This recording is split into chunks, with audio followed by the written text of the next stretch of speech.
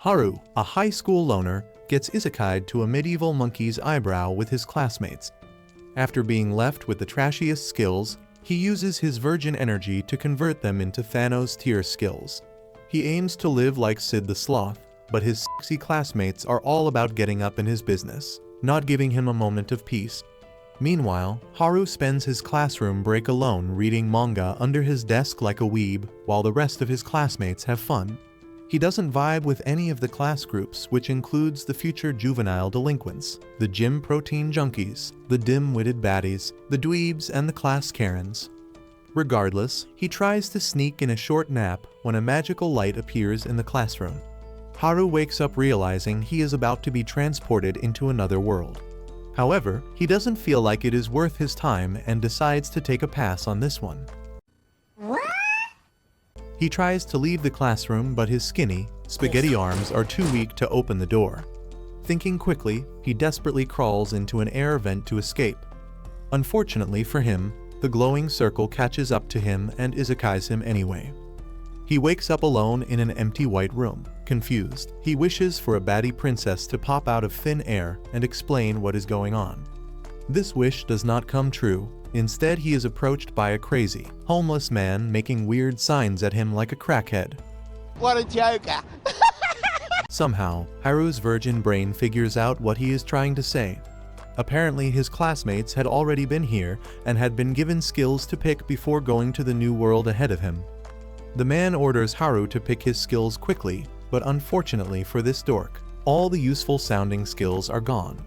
Haru asks why he is left with low-level skills, and the man explains that he had underestimated the number of students he summoned, so Haru is stuck with the trash skills.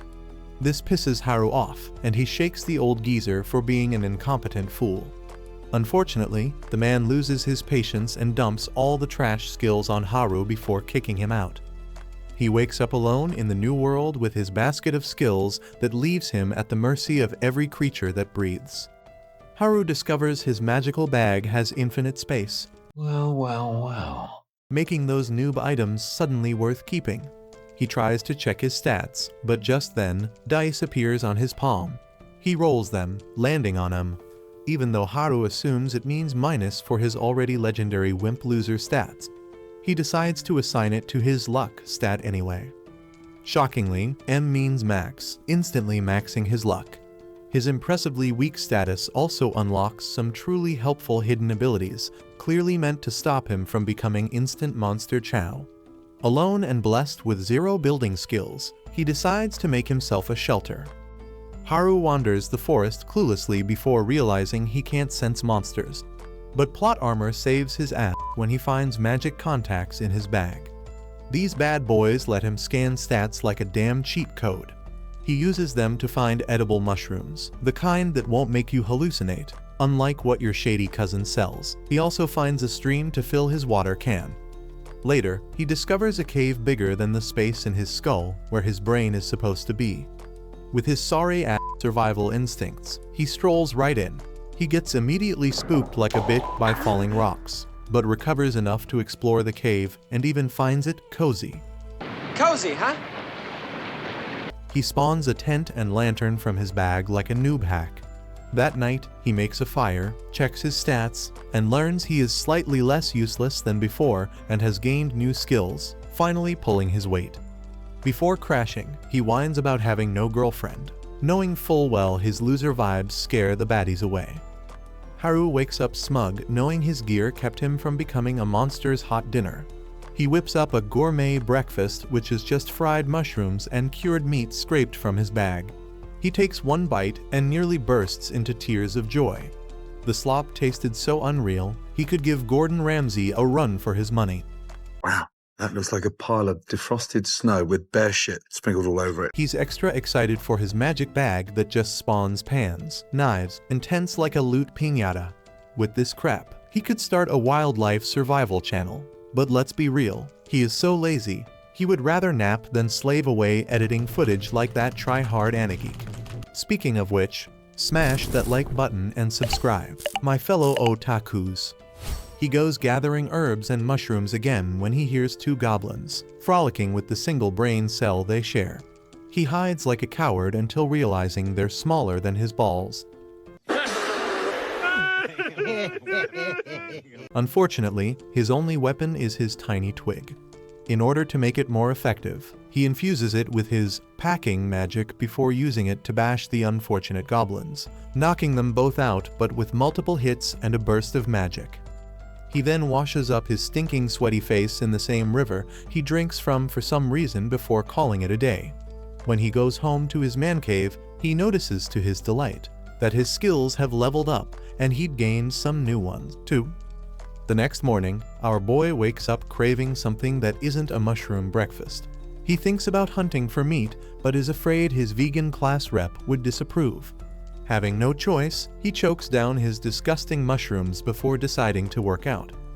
After lazing around for a while, he starts training using magic rap to enhance his abilities. He finds out this makes him super fast, so he proceeds to bully some unwise goblins with it. Haru spends the next few days doing the same thing, hunting for mushrooms, bullying goblins, and building furniture for his cave.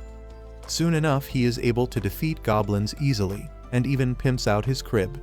That night, he goes hunting again, and he's fortunate enough to find an unfortunate rabbit. He chases it down, believing he is about to have the meat he desperately desired when he suddenly figures out he isn't alone. He hides and tries to figure out what is going on. To his surprise, his classmates are wandering the area in their little groups with their room temperature IQs. Haru sees that his dinner has been ruined and lets the rabbit go. I feel heroic and handsome. I'm a little wet, but I still look good. I look good. He wonders if he should walk up to the class rep since she was so nice to him. However, he decides that was simp behavior and he much preferred his Sigma lifestyle anyway. Haru, with his non-existent survival skills, makes a noise, and all of his classmates turn to see what's making the noise. The fool hides behind the bushes, praying he doesn't get caught.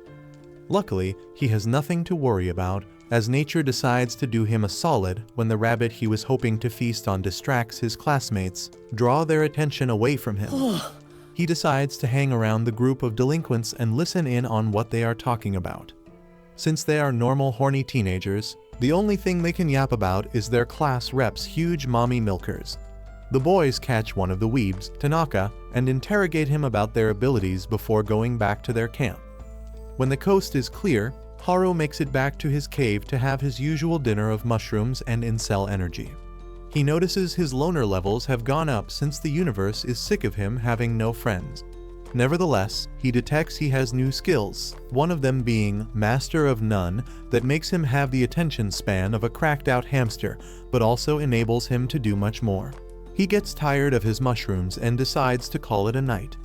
Still, he can't sleep. A loud commotion just outside his cave is keeping him awake. Haru goes out to check on the cause and discovers the nerds in his class were trying to fight off some goblins. Haru thinks about helping them, but uses his clairvoyance to check their stats first. He finds out they were at a higher level than him already. He figures that being the nerdy, anime-addicted losers, they probably knew plenty about surviving an isekai. Haru turns around to leave, but notices another group of goblins approaching the nerds with clubs from behind. He reluctantly decides to help them, jumping into the fight and taking out the goblins on his own. The nerds thank him for saving them as he invites them to spend the night in his cave. The nerds are super impressed by how pimped out his home was. Haru asks them why they were all alone by that time of the night, and they hesitate for a little before confessing they were on the run. It all started when they were first isekai'd without Haru. The girls had broken down, crying and calling for their mothers to come rescue them. Meanwhile, the nerds had dreamed of this day their entire lives. They immediately started devising strategies to survive in the new isekai world. But before they could even finish forming a single party, the local delinquents rolled in and threatened to beat them up, unless they helped them too. With the rest of the class panicking, the class rep had told them to calm down only to get interrupted mid-speech by an entire battalion of goblins bursting in like unwanted DLC. The class had been terrified. Even the fake alpha male delinquents had pissed their pants. But the nerd squad was ready. They had already summoned their special weapons and were fully prepared to use them. Rallying behind the nerds, the class had somehow managed to fight off the goblins in a chaotic but effective battle. Afterward, the class rep had led everyone to form a little campsite by the bank of a river. She took charge of the camp, organizing everyone into neat little groups to maximize survival. But of course, the class Karens can't just be happy. Despite being objectively useless, they had loudly insisted that they wouldn't be participating in the camp chores. The class rep had tried to convince them to stay and contribute, but the girls walked out on her. Some of the brain-dead classmates had followed them, like sheep chasing after wolves. After they left, only the nerds and a few other decent students had stayed behind to help the class rep organize the camp. Meanwhile, the meat-headed delinquent bros had decided to spend their time leveling up in hope of creating their own harem of ladies. Man, there you go with that bullshit. Because they collectively had the intelligence of a carnival goldfish, they hadn't even bothered to keep their little plan a secret. The weebs had overheard it and immediately snitched to the rep.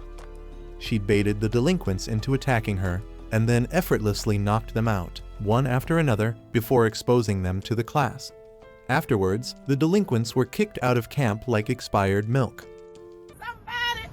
He needs some milk! However, the delinquents returned to destroy the camp in a dramatic act of revenge. But instead of blaming the actual culprits, the Karens pointed at the nerds, accusing them of inciting the violence. The class rep had tried to defend them and begged the others to see reason, but the nerds had been handed their walking papers, so they walked away with dignity. Haru is happy that for once, he isn't the biggest loser in the class and throws a mushroom party for his fellow social failures. What the hell kind of party is this? The next day, as they leave, they invite him to join their incel club since he was already like them. He decides to Aura farm instead, telling them he wants to remain alone. A lone, lonely loner. He finds the former campsite of his classmates, but to his surprise, it is empty. Using his clairvoyant skill, he searches the area for any signs of life. Sure enough, he spots his female classmates lazing around the woods. However, he panics and tries to flee because he is a Riz-less wimp who is scared of women. They give him a hot chase and Haru runs for his life because a forest full of monsters was safer than being around these crazy Delilah baddies. I completely agree. To his surprise, they call out to him and beg him to help them find the nerds so they can apologize. Haru doesn't trust their true motives since they are usually mean. He tries to scare them away by mentioning the abundance of monsters in the forest. However, this just makes them more scared and they beg to stick around with him until they find the weebs. They promise to form a harem with him as their almighty Sigma King and Haru predictably caves. This immediately unlocks his servitude skill, which binds them to him like obedient lapdogs. They follow him around and Haru discovers that they are truly savage when they hunt down and slaughter any monsters they come across. He notices one of them is hurt after walking for so long, so he offers her medicine. The airhead, called Shimazaki for some unknown reason, throws the medicine at Haru's face, soiling his clothes. Haru is disgusted by the smell of this medicine and suddenly has a mild crash out over having to be stuck with these BBL baddies. While crashing out, the class rep finds him muttering to himself like a drug addict in the subway. She is happy to see him and tries to get his attention, but he doesn't even acknowledge her presence. This forces her to scream his name, knocking him out of his trance. Our MC sees that she brought along all the nerdy girls from their class. They are tired, grumpy, and ready to stress him out with more nagging. The class rep notices the baddies who are still under his servitude spell and asks why they look so weird. Haru tries to explain but discovers he doesn't even understand what is going on. He tells the class rep that they are now his subs, which makes her mad. He adds that he didn't do it on purpose, but this doesn't stop the other girls from staring at him like he was a creep. Haru decides he's done with their BS and turns around to go home, but they stop him from leaving. The class rep walks up to the lead, Shimazaki, shaking her until she snaps out of the trance. Haru tries to use the distraction to slip away back to his quiet little cave, but this nightmare stops him. He sits alone, fuming at his condition while the baddies explain what happened. They seem to tell the truth, however, so the class rep thanks Haru for saving their asses. He accepts their gratitude and asks if he can go home now. The lazy baddies are surprised he already has a home in the forest, so they begin to discuss how to invade his man cave and turn it into a sorority house for IG thoughts. Haru imagines having all his fantasies fulfilled for one night, so he immediately agrees. He leads them through the forest into his beautiful cave that now resembles a girl's dream mansion. The girls take over his home, throwing off their stinking clothes to use his luxurious bathroom. This forces poor Haru to sleep outside in a tent. However, he doesn't mind because he prefers being alone to being surrounded by the girl chatter.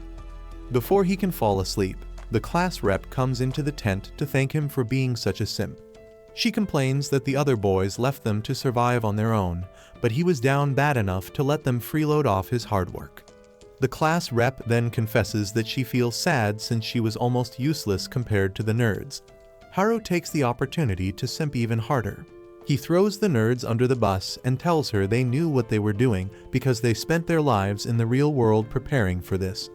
The class rep does a reverse Uno and points out that he is even more prepared than the nerds, meaning he was an even bigger loser. Well, she's got a fair point. She then leaves him alone in his tent where he falls asleep, to dream about clapping those milky cheeks. The simp lord and his wood wake up to a baddie from the mansion in his tent. She slides over to his position, asking if he was ready for breakfast. Haru is distracted by the sight of a woman next to his bed in the morning. However, the moment she mentions fried fish, he instantly gets excited, knocking his forehead into hers. He rushes outside to chow the fish like a barbarian.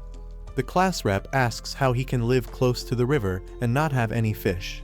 He replies the fish are faster than you in bed, and more slippery than your sister sliding into my DMs. He asks them how they caught the fish since they are girls who can barely survive alone. They show him how they use lightning to electrocute the fish in the river. He asks them to show him again, but this time uses his packing magic to enhance the lightning, killing even more fish. This action activates his ability to use elemental magic. The girls accuse him of cheating, but he replies it isn't his fault. The senile grandpa gave him this power. He is able to copy this magic because his packing skill combines with his master of none skill. This means, even if they are both individually useless, together they go harder than his rager for the class rep. He asks what their plans are, and the class rep replies that they are going into the nearby town, just like the nerds. Haru suspects they are only going after the nerds again, but the thoughts insist they aren't. He decides to take his simping a step further and train the girls to up their levels. However, he finds out they all have much higher levels than his sorry ass. While he is languishing at 7, the lowest among them was 16. Maybe he was the useless dead weight here. He wonders what he can possibly teach them, but notices something weird. The bush behind them is rustling on its own. Seeing this as an opportunity, he parts the bushes and asks the girls to train by defeating the wolves who were hiding under there. The girls are pretty sure they can take on such tiny wolves. Nevertheless, when it is all over, the wolves send them back to the kitchen. Apparently, they thought they could hit the wolves without the little beasts fighting back. Women. The girls hold their performance review meeting in Haru's tent, trying to figure out why they were completely useless. They finally end the meeting and go out for a rematch, but the girl who had woken Haru up that morning stays behind. She apologizes to him but confesses she was testing him. She wanted to know if he was a gentleman or a jerk who would take advantage of her. Still, he accepts her apology. And the next morning, she wakes him up with a delicious roasted fish. While he snacks happily, he overhears the girls preparing to go in for their rematch with no preparation. However, the class rep, being the only girl in the class with her brain still functioning, stops their nonsense. She reminds them they need to train to level up if they are going to stand a chance. They begin their training with some low-level goblins. Unsurprisingly, the goblins beat them so badly, it set back women's rights by a few decades. Nevertheless, they keep up with the training until sometime later, they are ready to fight the wolves. This time, they work together as a team and beat the wolves, proving once and for all, they were at least more useful than a calculator in an Asian kid's backpack.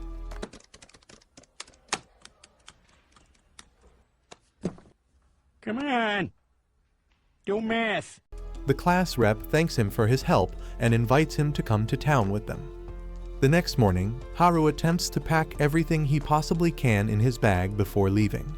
He even manages to convince the girl who gave him breakfast to stay back and look after his mansion, but the class rep stops them. She insists everyone must follow the group. Haru then tells her that if they have any chance of surviving that forest, they would need to work together.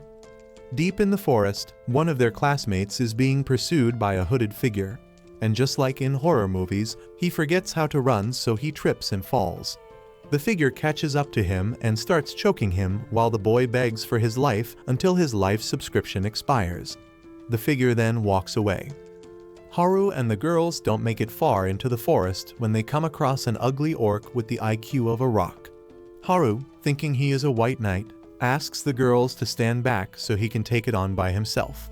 However, he is only armed with his tiny wood.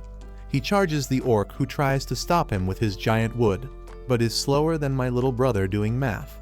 Haru dodges the swing easily, but notices physical attacks don't work on the orc. He remembers the nerds telling him it can only be defeated using magic. He pulls up his skill stats, seeing he only has elemental magic at his disposal. Before he can decide on what to use, the orc attacks him again, but he dodges it yet again. He is even able to land a hit using his tiny wood. Shockingly, this actually sends the orc to orc heaven. He decides to try fire magic on the next orc, with great results. That night, while the girls cook their sad excuse for dinner, Haru sets magical traps to protect their camp. He then uses his appraisal skill to open up Google Maps to figure out their route out of the forest. However, he is interrupted by strangers in the woods. He prepares to fight, thinking it was the delinquents, but it turns out it's just the jocks who are nice. He asks them if they are being creeps by stalking the girls. They say they are actually looking for him. Haru suspects they want to fiddle with his sausage, but they instantly shut that down. They tell him they are hunting for a skill apparently even more powerful than the puppetry and mesmerize skill the delinquents had developed. Haru remembers seeing the skill called hijack on the skill board when it was summoned. The jocks point out that when the delinquents were flexing their puppetry skill, nobody had mentioned hijack, meaning the jocks probably didn't even know about it. Haru figures out they think he is in possession of the skill, and they admit it even though they say they wouldn't mind. Haru clarifies that he has another skill called servitude, which makes him a glorified pet sitter. They warn him about hijack and tell him to apologize to the class rep before leaving. However, the class rep's nosy self was already eavesdropping like a jealous ex. The next morning, Haru tells the girls to prepare their equipment for their training. To his surprise, these thirsty Jurikei girls act super hyped about it. Haru's confused, wondering if they found some questionable mushrooms or something. As he walks off to lead the way, the class rep asks to talk to him alone. He quickly accepts, thinking she wanted to give him a special morning routine. Instead, she confesses that she listened in on his conversation the previous night like a jealous girlfriend. Before she can finish, Haru coldly tells her he knows she is the only student with the hijack skill. She asks why he hasn't done anything to stop her since it's a dangerous skill. Haru replies that the nerds knew about it, but did nothing since they trusted her with it. He further clarifies that he also trusted her since he knew she wouldn't turn into the Austrian artist with such power. Most people say Hitler. The class rep, relieved once again that her class boys were either incels or simps, thanked him. He somehow gets uncomfortable and sprints into the forest, leaving her longing for a taste of his meat. I'd like to press his meat. The girls go back to training. This makes them thirstier than they already are, and Haru takes the opportunity to sell some of his juices. As expected, they get thirstier than ever. Haru sees the moment and starts selling his special juice like a broke hustler. One of the broke bimbo girls tries to trade her expired body for a taste. Haru, being the forever horny fool, actually considers it, but the class rep shuts that down like a traffic cop. They continue on their walk into the forest until Haru spots a stream ahead. Getting an idea, he asks the class rep if he could scout ahead. The class rep is suspicious of the smirk on his face and asks him to let her tag along, but Haru takes off immediately. Infusing his body with multiple skills, he is able to perform superhuman feats like jumping, running, and even sometimes flying at superhuman speeds. He uses the weight manipulation skill to make himself more agile and his reflexes quicker. Then, he moves through the trees like a monkey on cocaine, and eventually starts floating. There, he is able to catch a view of the entire forest, realizing they are almost out of it. However, while floating, he runs out of momentum, and he drops from the sky like my grades back in high school. He lands hard on the ground but survives with only a few bruises.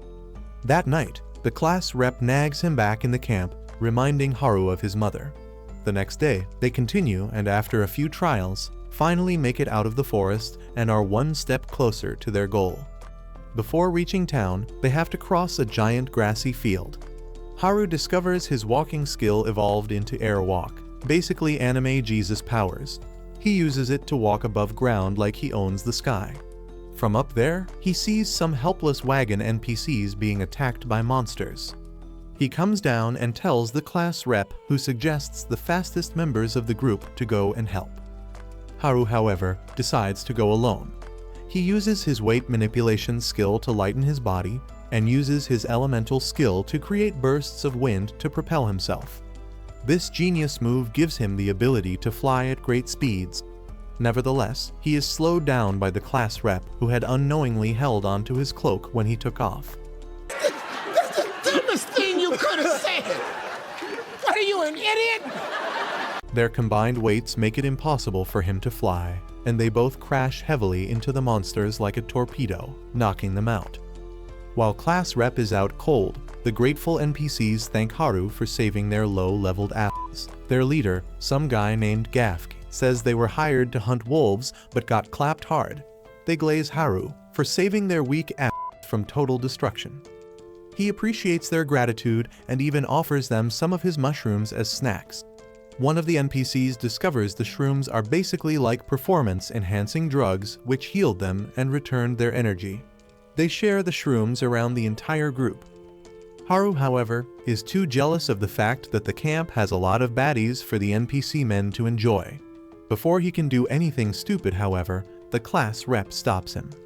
Soon enough, the rest of the girls make it to the location and are intrigued by the elves following the convoy. The adventurers decide to pay Haru back by guiding him and the girls into the city. The class gets to the bustling town full of life.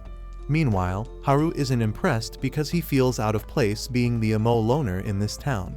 Some of the girls instantly trash their senses and get distracted by the clothing shops, since apparently that's all they can think about. Yeah, women be shopping. Haru starts planning his great escape since, in his mind, the escort mission is over. Meanwhile, the girls are out here acting like unsupervised toddlers. One of the brain-dead gremlins even tries to eat a building, thinking it's a cupcake. The class rep, who's stuck playing the mom role for this circus, asks Haru to help. But Haru's already spiritually retired. Tired from pulling the weight of these glorified NPCs, he lets her deal with it. The class rep takes matters into her own hands, summoning the girls with her whistle. She decides they will register in the Adventurers Guild by selling off some of the loot they gathered so far. After that, they would retire for the day before looking for the nerds the next day. The Valley girls are not happy she isn't searching for the nerds immediately. Haru is sure they just want some nerd D, but they deny it. They get to the Adventurers Guild, a massive stone building with some adventurers inside. The adventurer they rescued earlier, Gafk, invites Haru in to talk to the boss. However, Haru notices they are all big, ugly men while he is just a wimpy little kid. Even worse, the guild boss is a big scary man with a mustache that looked like he borrowed it from Captain Hook. Regardless, it turns out the boss is father-friendly and only thanks Haru for saving his men. Haru quickly leaves the room before things get awkward. He sees a little shop where he can pawn the loot he gathered. Upon getting there, he finds out he's so rich, the shop can't even afford to pay for his gems. He promises to come back the next day to complete the appraisal. Before he can leave, the girls rush in to tell him they registered with the adventurers. The barrier for entry is so low that even the Karens got in. This explains why there are so many monsters roaming the world. Haru admits that in addition to their OP skills, they also leveled up on their way to the town. The girls force him to register, and he eagerly walks to the counter. Unfortunately, the lady in charge of registration tells him his level is too low to meet their standards. He had to be at least a level 10. Haru collapses to his knees, realizing he was still a loser no matter what. The lady further explains he needed to be at least a level 20 if he was a loner. The class rep tries to cheer him up by inviting him to spend the night with their class in a fancy hotel. Haru notes the hotel is designed to facilitate some hanky-panky, but the rep shuts him down immediately. The next morning, Haru decides to leave the town since there was nothing left there for him. He goes to receive the money for his gems, but it turns out the shop had run out of cash. They were only to give him $8 million, which makes him richer than Elon Musk in their world. The girls, seeing Haru was now rich, decide it's time to spend his money. Gafk informs the MC that he knows a perfect place for him to spend his new fortune. Haru begins to imagine a strip club with hot women, like the addict gooner he is. It turns out to be a rundown place for old artifacts with a sketchy owner. Gafk assures him the owner is a nice guy, even though he looks like he isn't allowed near school children. Haru does find a bunch of great equipment in the shop, and he shops like an Instagram baddie on vacation. Before he leaves, he finds a strange necklace that has number 7 on it. He asks the shopkeeper what it means, and he replies that the necklace would enable Haru to fuse multiple items. Before he can buy more equipment, the class rep comes to remind him it is past his bedtime. Are you serious right now, bro? Like, are you serious right now? Haru accidentally knocks the items over, thereby fusing all of them together. The shopkeeper freaks out as Haru had fused before paying, and it all cost 10 million. Haru skimps out on paying the full price, but he's forced to pay with everything he owes. This leaves him as broke as me. He wants to go outside to earn more gems, but he's unable to since he wasn't a member of the Adventurers Guild. He thinks about sneaking out with the girls, but none of them trust him anymore, meaning he was stuck. He decides to sneak out using the invisibility cloak he bought from the shopkeeper. Luckily, it works, and as soon as he is out free in the streets, because he has only half a brain cell, he takes off the cloak before he leaves the village. As he is about to leap over the wall, he gets distracted by some of the girls who spot him. This makes him smash his precious nutsack, which has been left dormant for years. He discovers the group of girls who spotted him was missing one member, the girl who wanted his juice so much, she was willing to strip for it. Realizing she was probably up to no good, he and the other girls find her about to get down to her birthday suit. They then stop her from becoming a fan service meme. The next day, the class rep puts him in timeout for trying to escape. While the girls go out on quests, he is stuck in the tower, grounded like a little child, but he has other plans. As soon as they leave, he puts on his invisibility cloak. This time, he has enough IQ points to keep it on till he leaves the village. Underway into the woods, he comes across a couple of bandits harassing a girl in her carriage. He decides it's not his problem and tries to ignore them, but the bandits stop him because he is a witness to their crime. Haru is forced to spawn a new staff to defend himself. He notes he hasn't seen the staff before, but either way uses it to discipline the bandits with fire magic. He admits that the stick must have been a result of the fusion of the equipment he bought earlier. The bandits are even more pissed and proceed to attack him. Fortunately, they are all base level NPCs, so he disciplines them with even more vigor. The bandits think he is a high-level adventurer, but he tells them he is an unemployed loser like them. This makes them even more embarrassed, so they intensify the attack on him. Haru admits that their moves are powerful, but they have no sense of strategy, so they keep spamming it at him. He dodges all of them until they get exhausted and literally pass out. While they lay on the ground, the owner of the carriage, a little girl named Muriel, comes out. She thanks him for saving her and tells him she is a member of the town's royal family. Haru thinks she's just another airhead, but she pulls herself together. She asks him to accompany her as a glorified bodyguard for the rest of her trip. He agrees after she promises him a reward.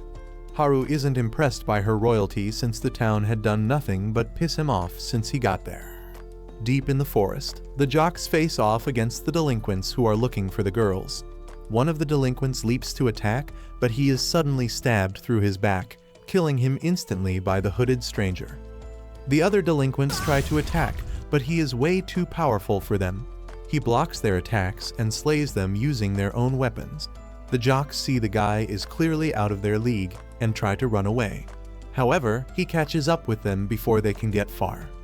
Back in the village, Haru whines like a little bit as Muriel drags him to her home. However, he is impressed by her father's mansion and their family portraits. He still tries to sneak away when he thinks nobody is looking, but instead of using his invisibility cloak, he once again forgets that literal cheat code exists and tries to just walk away. As expected, the princess catches him. She insists she must be allowed to show him gratitude by treating him well. Haru gives in and accepts her hospitality. Next, she feeds him a feast fit for royalty, and our gremlin MC devours it like he hasn't eaten in 12 years. I can't help myself. I like good food, okay? Still not done being extra, she gives him a VIP ID card that lets him enter and leave the town anytime. Haru doesn't even react, just keeps munching while she sulks like a rejected Tinder date. But he's in full Sigma mode, so feelings are off the menu. The next day back in his hotel, the girls grill him over where he had disappeared to. He tells them he got invited to the noble's house, but lies that he doesn't know why. The girls have no choice but to believe him. However, before she leaves, the class rep again asks him to stay put. He agrees without arguing, but as soon as they are out the door, he disappears. Before he leaves town, he buys some food and writes a note to the class rep explaining himself. He then walks up to the guard at the gate, showing her his ID card. She lets him by and Haru is free to be a loner again. Walking through the forest, he realizes he misses his former life. Even if he was always hungry and fighting, anything was better than hanging out with his harem. He doesn't go too far before a monster attacks him. He knocks it down quickly enough with his stick. He learns that the equipment he bought from the town meant he was stronger now, but something about the forest still felt wrong. He explores a bit further and finds blood on the ground, surprising him. He wonders who it belongs to, guessing it had to be one of the nerds, delinquents, or the jocks. Using his tracking skill, he is able to pick up the trail of the jocks. He follows it and finds all 4 of them lying on the floor, lifeless. He panics and douses them with his special fluids until they wake up. After they confirm that the girls are okay, they tell him what happened with the stranger and the delinquents. Haru asks about the nerds, but the jocks say they aren't sure about their fate. They inform him that the stranger is not only a math genius, but also stole their weapons. They go ahead to tell him he is after the class rep's hijack skill. Haru is shocked because he thinks only him and the nerds know about it. The jocks tell him they found out because the guy was insistent on knowing the rep's location. He then beat them to a pulp and waited to see if anyone who rescues them will lead him to the class rep. However, because Haru had dragged them to his cave, the stranger would target Haru instead. The jocks offer to help Haru fight him, but he turns them down because how else is he supposed to Aura farm?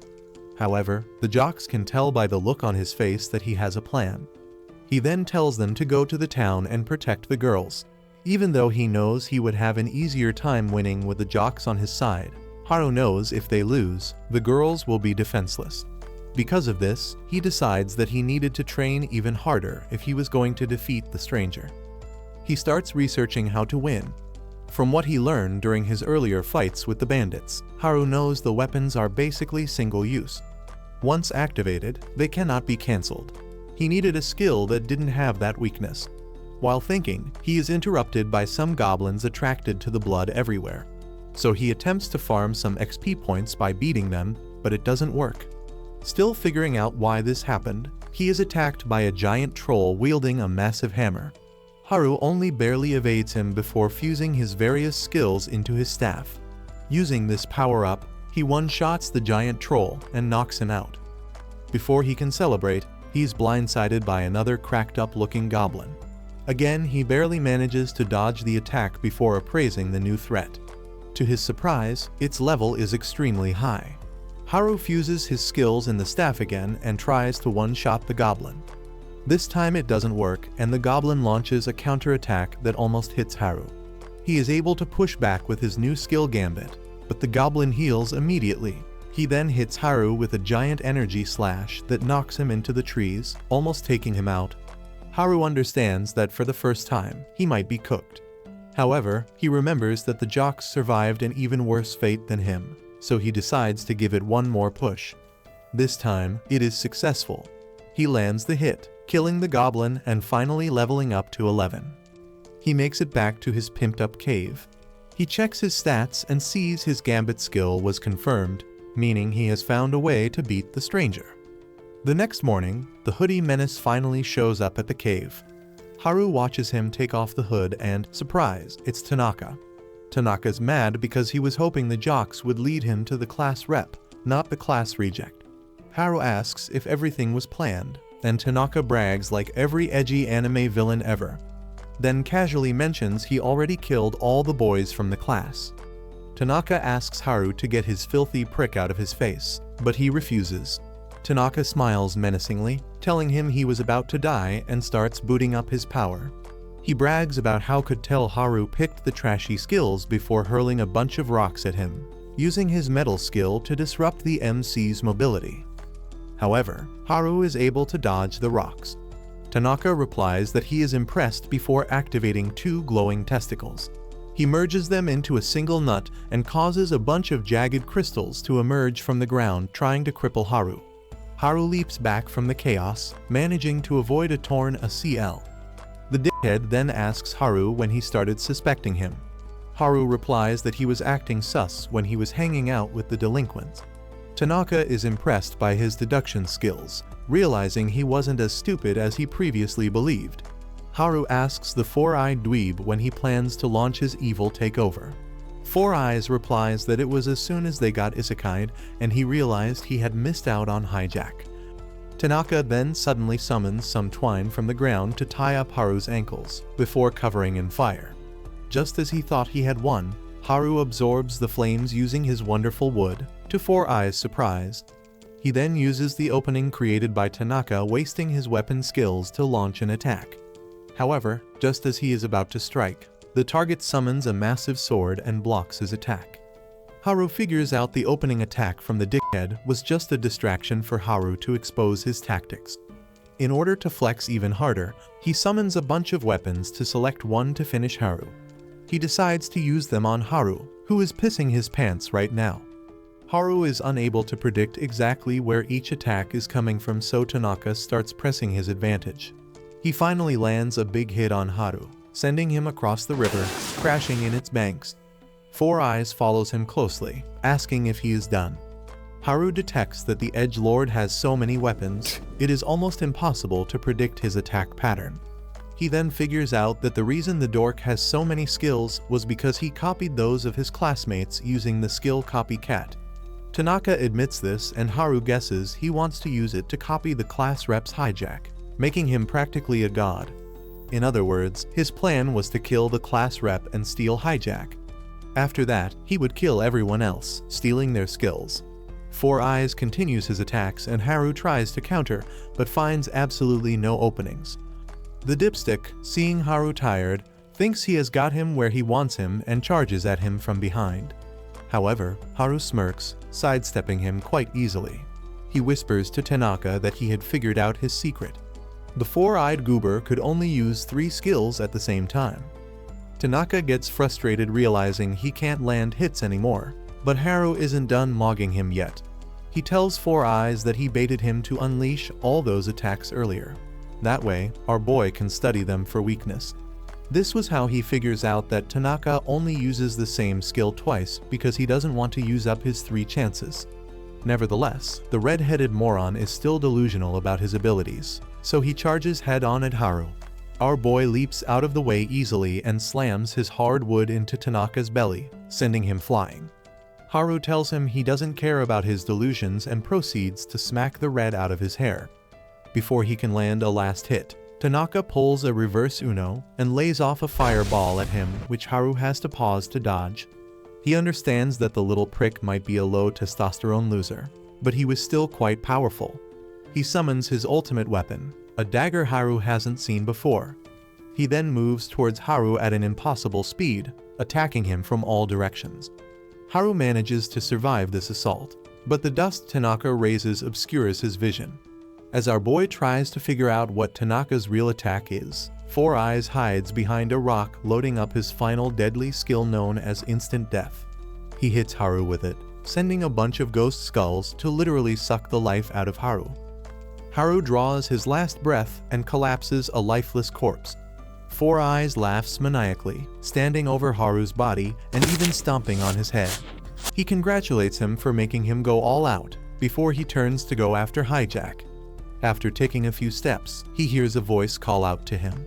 He turns around to see Haru standing there, oozing aura and completely unfazed. Tanaka is shocked as he is sure the instant death skill has a 100% success rate. Haru explains that instant death was a skill under the status rebuff category. However, he possessed the skill well-being, which made him resistant to all status rebuffs. In addition to this, his luck skill was maxed out. This buff significantly reduced instant death's effectiveness. Tanaka asks why Haru fell so dramatically. Haru replies he wanted to feed Four Eyes' delusion over the strength of instant death. This asshat then wonders why his meddling skill didn't fully resist Haru's mobility, but Haru used a puppeteer's skill to control himself, dodging the attacks even when the meddling was restricting him. Tanaka loses his mind over being beaten by a loser with just trash skills. He starts swinging at Haru desperately, but to no effect. Haru tells him his math and logic won't work in this world of magic and fantasy. Four Eyes finally gets that he might be a genius with powerful skills, but he lacked one thing: plot armor. He lunges at Haru again, but our boy easily knocks his sword away. Tanaka tries one last move, telekinetically using the sword to stab Haru from range. He then claims he won and starts slashing at Haru with his sword. Regardless, Haru knocks him out before using the Gambit skill to finish him off. As Tanaka collapses, Haru leaves the scene as the victor. However, he is completely exhausted and doesn't believe he will make it out alive. Before he passes out, the nerds appear from nowhere and catch him before he falls. They give him medicine to drink before helping him walk back to the town. He asks how they found him, and they explain how everyone in town had told them he was fighting alone. The jocks had informed the girls earlier, so they passed the message when the nerds asked them. They finally get back to the town where everyone is happy to see him. The Karens finally apologize to the nerds for their treatment earlier, and Haru decides to use the opportunity to sneak away. However, the girls catch him on his way out, before dragging him back to town, promising to tie him up if he keeps trying to get away. That night, Haru dreams about a demon deep in the dungeons, in the shape of a hooded skeleton. Even worse, it is covered by a dark aura that makes it even scarier. Haru wakes up like a confused squirrel, wondering what the dream meant, but he shrugs it off, like the clueless dingus he is, and heads out to meet the nerd squad.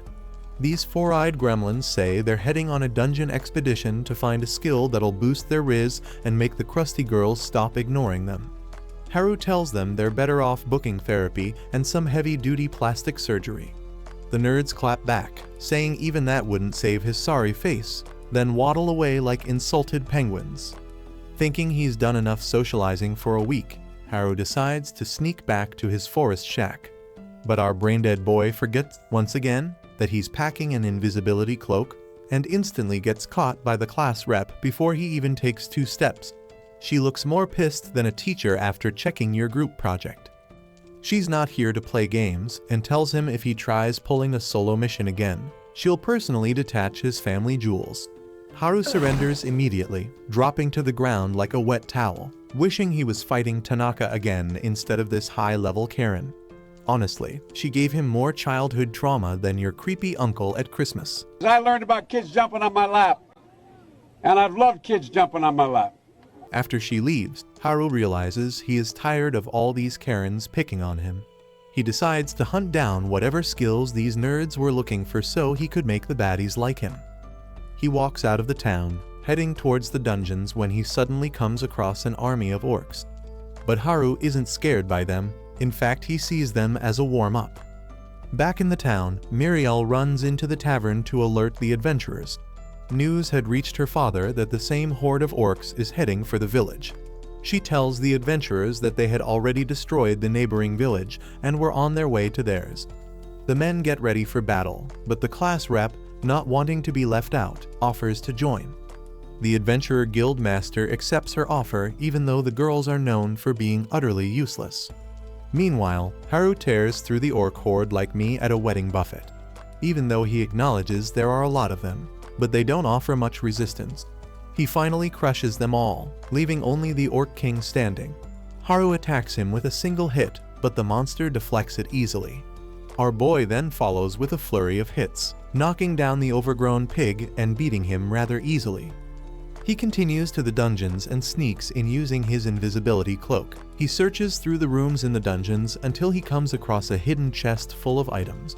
However, using his appraisal skill, he is able to tell they have the same value as what's left on my debit card. He wishes he brought an expert on weapons instead of just relying on ChatGPT like some of you losers. Haru then remembers the sketchy guy who sold him weapons earlier, so he heads back to the town to ask him for help. On his way back, it's already nighttime. To his surprise, he comes across the adventurers and his classmates standing outside the town walls, very well armed. The class rep runs to him and tells him about the horde approaching the village. The morons had been standing outside all day waiting for orcs that didn't even exist anymore. The class rep asks where Haru has been. However, the blockhead couldn't give a good answer, so the girls get pissed at him. The adventurers ask if he saw any orcs on his way. Haru understands what was going on and informs them he had beaten the orcs. The guild members are impressed, but his class isn't. They are pissed that even after scolding him yesterday, he had gone out and gotten himself into trouble. Miriel and the guild boss thank him for saving the village, but also scolds him for being so reckless. They explain the monsters have been acting more aggressive lately, a clear sign that a monster stampede might be on the way. Haru accepts their advice but doesn't intend to take any of it. In his opinion, the responsible adults have no idea what they were talking about. The next morning, he goes over to see the weapons master who looks like a Voldemort from Temu. When he gets there, Voldemort begs him to leave before he ruins his merchandise again. Haru tells him he isn't here to make any purchases, but instead asks about the favorability skill. Lord Voldemort, relieved Haru wasn't going to rob him blind, tells him about the skill, which was actually a pheromone ring. Haru gets excited and asks him where it was located. Valdi tells him there are 100 floors. Each of them had floor master final bosses, and the ring was on the 50th floor. Furthermore, legend says the dungeon has an old emperor living in there. Haru thanks him for his help before he goes off to restock his weapons. However, they are overheard by the nerds who report the situation to the class rep and the girls. They vow to stop him from undergoing the knuckleheaded mission. While Haru is on his way to the dungeons, the girls intercept him. He denies being in search of the pheromone ring, saying he is looking for the Solomon ring, which would allow him to speak to animals. They don't believe his story, so he dashes past them and all the way to the dungeons. A guard tries to stop them, but gives up when nobody listens to him. He runs into the cave, not worrying about traps since his luck skill was maxed out. He only makes it a few meters before tripping and falling through a weak wall into a dark pit. The class rep tries to catch him but misses his hand. He falls for an eternity down to the 100th floor before using his earth magic to soften the ground, making it bouncy to accommodate his fall. He gets up to explore the dungeon, using his Isekai Google Maps to see the layout of the dungeon. He finds out his trap detection skill is activated, but this pisses him off since he had already fallen into a trap before it was available. Nevertheless, he uses it to check for traps in the hall he is standing in but finds none. However, he finds out that there weren't just 100 floors in the dungeon, there was a deeper 101st floor. As he walks down to explore this new level, the air around him gets thicker with toxic fumes. Regardless, he manages to get through without taking any serious damage. He gets to the floor's door and pushes it open, but he's immediately blasted by a huge gust of powerful wind. Haru figures out that whatever was behind that door was extremely powerful. Sure enough, he opens it to find the demon he saw in his dreams earlier. Its aura is so strong, Haru can barely move. He uses his appraisal skill to check, and to his horror, He finds out it is the Dungeon Emperor, with a power level of 100. None of his skills show any level as they are hidden from any appraisal spell. Even worse, Haru finds out it's a hybrid with multiple powerful races, one of them being the Lick. They were immune to ranged magic, so Haru had to come up close and fight even for the slightest chance. He pushes through and launches himself at high speed, attacking from multiple angles, but the Lick deflects them all easily, using hypersonic speed. Haru boosts his speed in order to counter the skeleton's hypersonic speed. He tries a strike, but the demon blocks it easily. He goes faster and faster, trying to strike each time but unsuccessful. Suddenly, he sees a vision of the demon stabbing him through his chest. Just as the vision clears, the demon attempts to stab him with his sword. Haru dodges this attack, but figures out the vision showed him the attack even before it happened. He notices that he has gained a skill that lets him see into the future by following the demon's erratic movements. However, he decides that he has to keep on the attack if he is to stand any chance of surviving this. Hours pass and Haru is exhausted, still hasn't landed a hit. For some reason, the realization that he could possibly lose this fight excites him. He tries to go on the attack again, but collapses, too tired to fight. All that battling has depleted his mana and HP. The demon approaches him but stops, not taking this obvious opportunity to finish him off. Haru is surprised. Not only is the demon not attacking him, he can sense no killing intent from it. Haru thinks this is because the demon is underestimating him as he is too weak. He gets angry, rushing at the demon who easily dodges his attack and points his sword at Haru's neck. Haru asks why it isn't trying to kill him, but the demon remains silent. Haru figures out that the demon was actually two different entities. The dark aura was making the skeleton fight him against his will. He then uses his staff to launch another attack, this time trying to absorb the dark energy surrounding the skeleton. It works and Haru is able to absorb it into his stick. The skeleton drops its sword and its guard instantly. Haru asks if it wanted to be killed in order to be free from the demon. The skeleton remains silent but surrenders itself to Haru. As Haru watches it, unsure of what to do, the dark aura in his stick starts escaping. The MC figures out it is trying to reattach itself to the skeleton, but instead of killing the skeleton, he rushes forward and hugs it. He tells it that he knows it is just a loner like him and understands his pain. This repels the dark aura, but also activates the servitude spell which binds the skeleton to Haru as its master. Haru asks if it is mad he used this skill by accident, and the skeleton shakes its head, saying no. Haru accepts his submission and shakes its hand. He uses appraisal to check its stats, seeing it has changed, but also noticing its name was Angelica. He starts panicking because the class rep won't be happy he used servitude on a girl. However, he guesses that since it is a skeleton, it wouldn't be noticed. They try to leave the floor and walk into another level. On this floor, he sees a staircase leading to the higher levels. Before they can climb it, the floor master, a level 100 knight, walks into the room, ready to take them on. Haru figures out he doesn't have the strength to battle it and endeavors to go up by smashing the ceiling using earth magic. As soon as he does this, the ceiling collapses to expose the masters of the floor, two level 99 minotaurs, staring down at them. The minotaurs jump down and attack the knight, killing it. However, they take a lot of damage during the fight. Haru is able to finish them off easily, even looting their gems. He notices Angelica is staring at him judgmentally, but tells her to piss off because a win is a win. The skeleton looks at the empty armor of the knight and Haru asks if she wants to wear it, and she affirms, so he allows her to put it on. Initially, it is too heavy, almost bringing down her skinny bones. However, she is able to use magic to make it suit her, even giving the suit more feminine curves. They continue their escape until they reach the floor above. Haru senses a monster, so he uses appraisal to scope around. There, he finds out that the floor master is a level 98 Lick. This is very bad because only divine attacks work on these beings, Haru's physical attacks don't. He thinks about escaping by blowing off the ceiling, but he remembers how that caused him more problems earlier and quickly dismisses the idea. The Lick attacks first, shooting at him with a beam of light. He dodges it, before taking it out with divine magic from his wood, something you should try with your girlfriend. They get to a floor with an army of level 97 giant moths in it. He uses fire magic to create a flame ball that they get attracted to. Then he expands the orb, burning all of them. The next floor has a bunch of caterpillars which he defeats easily, not even breaking a sweat. Then another floor with a boss creature whose body is just a gang of swords. Haru appraises it and to his annoyance, finds out it is at a level 100. He lunges at its blind spot, but he's shocked by how the sword robot easily deflects his strike. Haru is confused on how to attack, but before he can figure out a way, one of the smaller swords the monster keeps around attacks Haru like it has a mind of its own.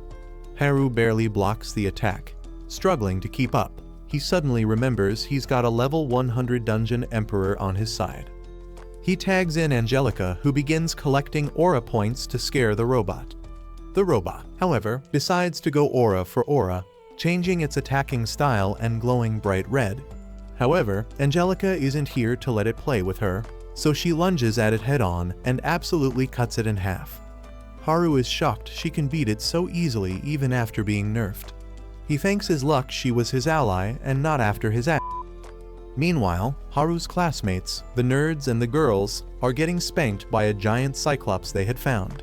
They are trying to hold on, but it turns out without Haru, they were pretty useless. The nerds decide to use more than 10% of their brains for once, and come up with a plan to avoid getting turned into lasagna. One of them, Kakizaki, leaps onto it to distract it, while the others prepare an energy blast. The Cyclops, with its tiny brain to skull ratio, takes the bait, swiping him away like a mosquito. However, as Kakizaki falls to the ground, he smiles realizing the plan had worked. One of the girls, Oda, had managed to charge up the blast and hit the Cyclops in its single eye, knocking him out. The class celebrates surviving, but the class rep knows they have to get to Haru soon, or they are finished. Meanwhile, as Haru and Angelica make their way up the floors, the entire dungeon starts to shake from the monster's stampede. A guard posted outside the dungeon is alerted by the rat litters running past him. Surprised, he turns around and to his horror, spots a group of slime monsters approaching him. He freaks out and runs off like a little bitch. The guard makes his way back to the town and alerts the Adventurers Guild that the monster stampede has already begun. In order to figure out how to stop them, the guild master digs up an ancient document about the dungeon. The document explains that the dungeon itself is alive and keeps expanding. Whenever it gets to its final floor, all the monsters in it spill out and stampede. The only way to stop this is to kill the boss on the final floor. They wonder who might be able to do this, and Miriel considers Haru to be a candidate but shakes the thought out of her head. Before they can conclude on anything, the earth starts shaking violently, indicating the monsters were close. The guild master calls off the meeting and orders them to evacuate civilians while they prepare for the assault. Back in the dungeon, Haru and Angelica keep climbing up the floors.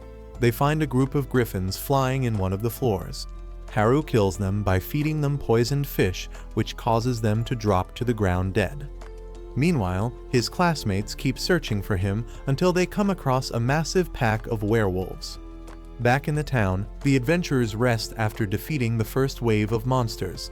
While waiting for the next wave, one of them brings up the fact that the students were still in the dungeons. The guild master suggests that even though the others are useless, Haru might be able to beat the boss of the final floor. They decide to make Miriel go into the dungeons and inform Haru of this plan. She is scared, but the guild master sends one of the adventurers to escort her. Miriel is still hesitant. However, the sight of the injured adventurers around her moves her to agree. In the dungeon, Haru comes across a floor covered with water and strange whirlpools. Even worse, the water has level 81 piranhas swimming in it. Haru knows he has to use his skill fast if he doesn't want to become fish food. He uses magic to freeze the water and ice barbecues the fish. However, as he and Angelica hop across the floor, they are confronted by the floor's boss. It attacks them with a huge wave, tossing Haru into the water. But he escapes by making a surfboard using earth magic and surfing his way out. Leaping into the air, he slams his stick on the fish's head, knocking it out. They continue through the floors, with Haru collecting special items for some reason. He finds a pilgrim's ring that brings happiness and protects against bad luck. a one-time use blessed bangle, and a necromancy ball. By the time he makes it out of the 76th floor, he has collected a handful of items. He thinks about selling them for money, but decides to give them all to Angelica. She refuses, but Haru insists she takes it to find her own happiness. So she agrees, and their powers immediately start working on her. Haru runs off to continue his exploration, not noticing that Angelica had changed. She removes her helmet to reveal she is no longer a skeleton, but a real human now. She puts the helmet back on and chases after Haru. Back in the 54th floor, the students successfully wipe out the werewolves, but are exhausted from the effort. As they prepare to continue the search for Haru, they hear some footsteps approaching them. They think they are being attacked by more werewolves, but it turns out to be Miriel and the guard. When they tell Miriel how they got separated from Haru, she breaks down completely. The class rep consoles her and assures her Haru will find his way back to them. Meanwhile, on the 74th floor, Haru and Angelica come across a lava-looking lake. He attempts to cross, but the intense heat almost turns him into bacon steaks. Angelica catches his fall and makes him rest in a corner. While thinking of a way to regain stamina, he finds a hole in the wall with cool air flowing in it. He sticks his head in the hole to cool down by using wind magic.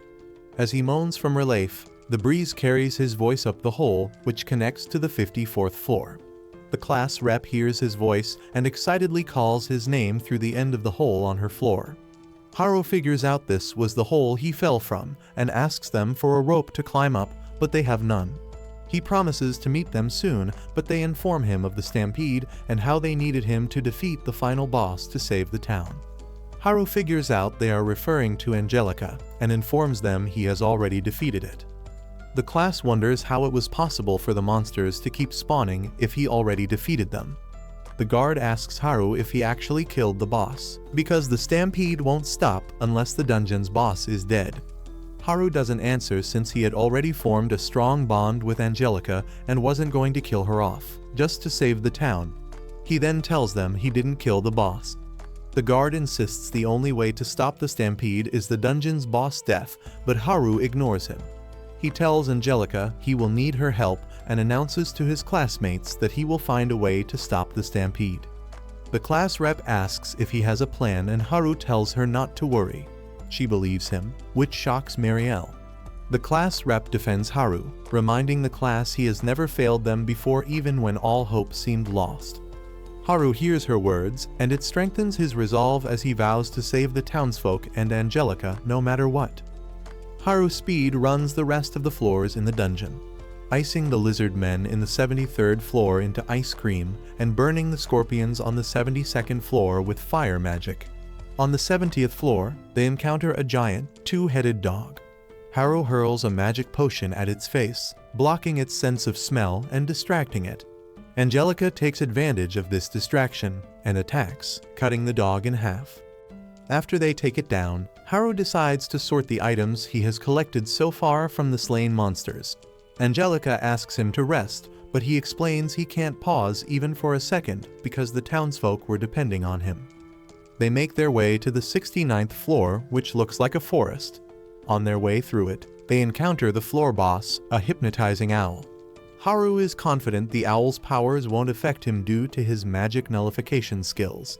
Sadly, he is so tired that as soon as the owl hoots, the skill fails to activate and he drops like a wasted college kid. Next moment, the douchebag wakes up being carried by Angelica like a Disney prince, and he thanks her for saving him again. They finally reach the 59th floor. Haru quietly thanks her for carrying him this far, but quickly notices something's wrong. The entire floor is starting to crumble beneath their feet. As he begins to warn her to be careful, he senses a familiar presence above. It's his classmates. They've been completely defeated by the Sphinx and are now entirely at its mercy. The class rep sits motionless in the center of the room, drained and unable to continue the fight. The Sphinx locks onto her and prepares to strike. Before the blow can land, Haru launches upward and lands squarely on the Sphinx's back. He slams his staff into it, disrupting the magic that sustains its immortality. With its invincibility broken, Angelica, who is right behind him, executes the Operation Crocodile Smile by divorcing the Sphinx's head in a single clean strike.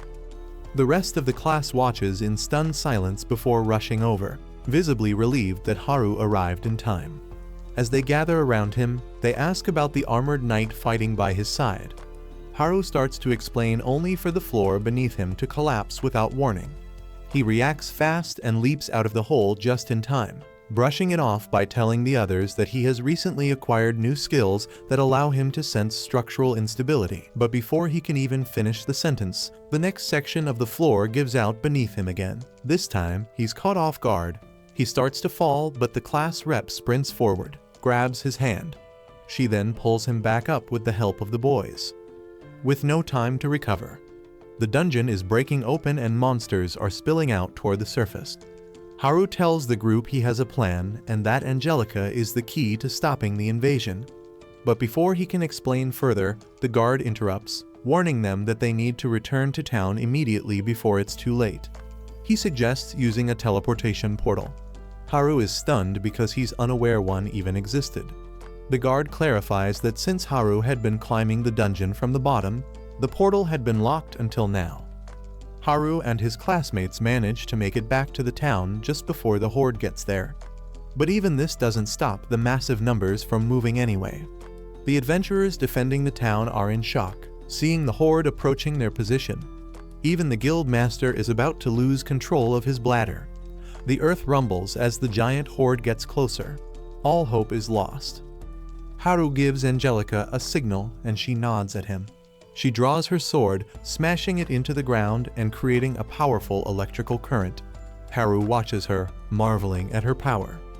This current expands rapidly, covering the entire area and turning the monsters to dust.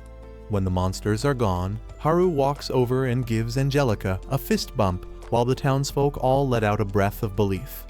Nobody else understands what the hell just happened. To clear the confusion, the class rep asks Haru if this was his power. He humble brags and tells them it's actually her power. One of the nerds figures out she is the Dungeon Emperor, which scares the townsfolk. Haru calms them by explaining how Angelica saved his life multiple times in the dungeon. The adventurers believe him, but the nerd isn't convinced by his explanation. He asks why the stampede still happened if she was so powerful, even more powerful than the floor bosses. Haru calls him a know-it-all, but explains to them that after he placed her under servitude, her level decreased for some reason. Even with this, she still has the power to defeat any monster instantly. Although she only exhibited this ability inside the dungeon, he figured she would still be able to do so if they got close to the stampeding monsters outside. The girls ask what happened to the monsters who had been turned to dust. Haru replies that Angelica merely sent them back to the dungeon for good, meaning the town was safe. They go back into the town and Haru throws a big party inviting his classmates. He informs them that he is giving away the rare items he looted from the dungeon in a scramble sale. The girls go feral and completely knock out the boys, taking everything for themselves. Fortunately, Haru is prepared for this and gives the boys the items he set aside for them. Everyone gets something, which makes Haru happy that he could make their lives easier. Nevertheless, he is worried about Angelica, who is standing by the corner. It seems she is another loner who is unable to fit in. Haru is counting the money he made from selling the loot items to his classmates when the class rep walks into the room. He hurriedly tries to hide his fortune like a teen watching the hub, but she doesn't notice, instead thanking him for gifting the class with the items. Angelica comes in and she thanks her too. She then asks him to introduce her properly to Angelica, which he does. But the rep becomes curious on how he was able to convince such a powerful being to like him. She asks if he used the pheromone ring, but he claims he never found it. She notices his sus attitude and asks him how he did it without the ring. Haru nervously tells her he accidentally used servitude. She yells at him for using the skill and takes Angelica away from him so she can bond with the girls. Haru worries the kids in his class will be too cracked up for Angelica to handle. He thinks she might be capable of defeating a horde of monsters, but nothing was more scary than a bunch of crack-headed teenagers. The class rep takes Angelica to the girls' crib and they start interrogating her like she is Grok. She uses sign language to tell them she is a 17-year-old girl. This makes them excited, and they start bombarding her with even more questions.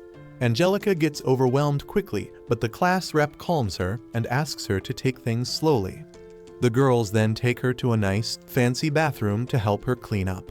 Taking off her armor, they are shocked to discover a beautiful, blonde baddie who could ride you to the 7 heavens, contrasting the skeleton description Haru gave.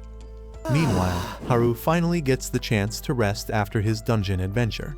He checks his stats, noting a lot of them have increased. Because of this, he considers his trip to the dungeons a success even though he didn't get the pheromone ring. Before he sleeps, he acknowledges he couldn't have saved the town without Angelica. The next morning, he decides to return to the forest. He finds the class rep and Angelica eating breakfast at the tavern and tells the rep his plan. She agrees, as long as he promises to come back afterward. He thinks about leaving Angelica behind with the others, but worries she might get lonely. So he asks if she wants to come, and she affirms. However, the class rep panics. She doesn't want Haru learning the truth about Angelica having a body. She stops him and demands to know why he's taking her. Haru asks what the problem is, and she recognizes she doesn't even know if she's protecting Angelica or just jealous. So she allows them to go, but makes Haru promise to treat his new waifu right. They get to the forest and Haru decides to test his new skill, Phase, which makes him extremely fast. He successfully activates it, but after running for a few meters, he loses his balance and slips off a cliff. Fortunately, he is able to make a soft landing. Meanwhile, Angelica, who is running just behind him, slips over some mushroom and falls off the cliff. Haru is able to catch her, but she's embarrassed. They get to his man cave, and he instantly jumps straight into his jacuzzi for a bath. While enjoying the warm water washing his pineapple body, he jokes that Angelica can join him, thinking she was still a skeleton. Unfortunately for him, his servitude skill makes his commands impossible for her to resist, so she strips completely.